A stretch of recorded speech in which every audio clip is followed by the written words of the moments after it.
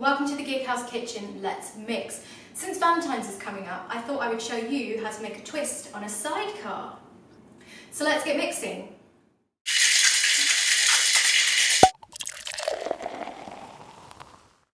So you might be wondering why I chose a sidecar to make for Valentine's Day. Well, firstly, who better to ride in a sidecar than your sweetheart? Secondly, a sidecar is quite tart, making it an excellent aperitif, which is great if you're about to have a lovely Valentine's Day meal. Thirdly, the main ingredient in sidecar, which is cognac, goes extremely well with chocolate. And when do we get chocolate? Valentine's Day, exactly. In fact, this week we'll be posting a video with my sister SJ making these lovely Valentine's Day chocolates. So, what's the twist I've got on this sidecar? Well, it's honey. Because often people find sidecars a little bit dry, I guess, and I really like that, but other people maybe don't. So I thought this was quite a nice little addition to put on a sidecar, especially since one of the main ingredients is lemon, and who doesn't love honey and lemon? So to start, I'm going to take my Boston glass and I'm going to add a little scoop of honeycomb. And you might be thinking, well, that's a bit weird, but honeycomb is actually delicious, and I'm actually sort of hoping that the honeycomb wax will create more of a sort of emulsified drink. You can obviously just use regular honey from a jar, but this is what I had and I thought, why not, it's a bit of fun. So now I've got my honeycomb in my Boston glass, I'm going to start adding the liquor.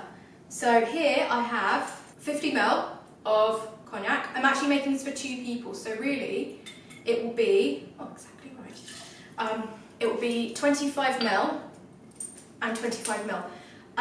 The way that I make a sidecar is to make every component match. So if you do 2 shots of cognac, you need to do 2 shots of the next ingredient, which is triple sec. And the last ingredient is lemon. So again, 50 ml. This is squeezed fresh by me. And I'm just going to give that a little bit of a stir so that I can loosen up the honey, because otherwise it will just stick to the bottom and you won't really get anything out of it, which will be a shame because it's lovely. So now I'm going to add my ice. Oh, it's going everywhere. Okay, so I'm going to fill my glass with ice, and then I'm going to tap it hard to make sure it's on properly. I'm going to give this a jolly good shake.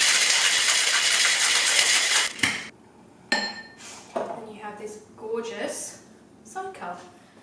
And I'm going to share the mixture between the 2 glasses. And you might wonder, oh God, how am I going to make sure it's even? All you have to do is just fill up probably about 1/3 of the glass and then switch over to the next glass so that you can fill that up 1/3, and you just keep jumping back and forth. After you make drinks for a long time, you sort of get an eye for it, but you know, it's better to be safe than sorry, so you just need to hop back and forth. Because we gave it a really hard shake, we're getting a lot of liquid out, which is nice. You always like to have a big drink, especially on Valentine's Day when, you know, you might be on a first date or, I don't know, your 1000th date, and you just want to make it special. Now classically, a sidecar is actually served with a sugared rim. However, I thought since I was adding the honey, I didn't want it to be too sweet. And also, I don't personally like the sugar because I just find it's really granular and it's not nice. So instead, I'm just going to add a lovely lemon garnish. So to do that, I'm just going to cut a piece of lemon off. And I wish you could see this because it's quite fun when you see all the oil scatter on the top of the drink. It just makes all the bubbles go. It's quite satisfying. So I'm just going to tart this up a little bit. And there you have it. 2 honeyed sidecars for your sweetheart. Thank you for joining us.